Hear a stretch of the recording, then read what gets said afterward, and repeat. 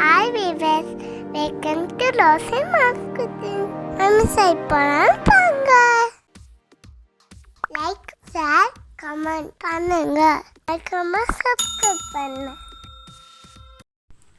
இப்போ நம்ம டேஸ்டியான சாமை கருப்பட்டி பொங்கல் எப்படி பண்ணுறதுன்னு பார்க்கலாம். தேவையான பொருட்கள்: சாமை அரிசி 1 கப், பாசிப்பருப்பு 1/2 கப், கருப்பட்டி 1 கப், பால் 1 கப், முந்திரி தேவையான அளவு, திராட்சை தேவையான அளவு, ஏலக்காய் தேவையான அளவு, நெய் தேவையான அளவு. 1 கப் அரிசி பருப்புக்கு 5 கப் தண்ணி ஊற்றிக்கலாம்.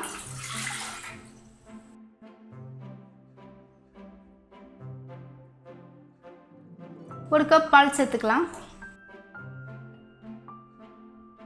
இது நல்லா பொங்கி வரணும். பால் நல்லா பொங்குது. இப்போ நம்ம தட்டி ஏலக்காய் சேர்த்துக்கலாம்.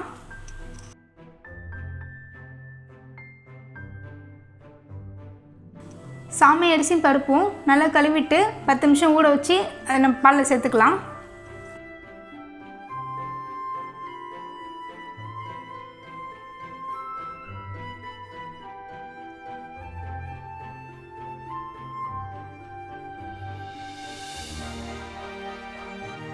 ஒரு ஸ்பூன் நெய் சேர்த்துக்கலாம்.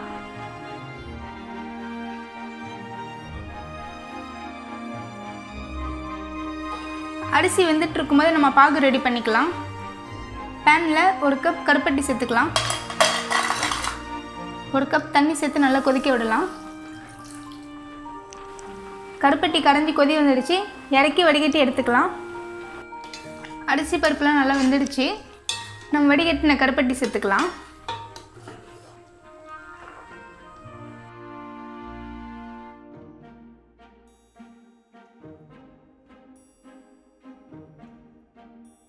ஒரு ஸ்பூன் நெய் சேர்த்துக்கலாம்.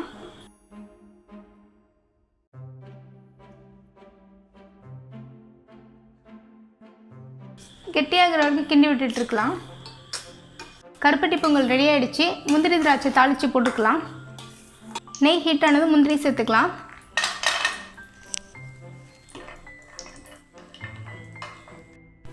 முந்திரி கோல்டன் ப்ரௌன் ஆனதும் திராட்சை சேர்த்துக்கலாம்.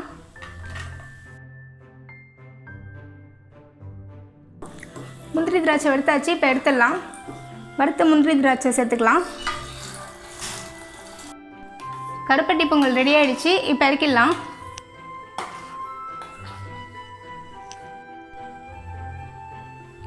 டேஸ்டியான கருப்பட்டி பொங்கல் ரெடி ஆகிடுச்சு. இந்த வீடியோ உங்களுக்கு பிடிச்சிருந்தா ரோஷினி மாம்ஸ் குக்கிங்க்கு சப்ஸ்கிரைப் பண்ணுங்கள்.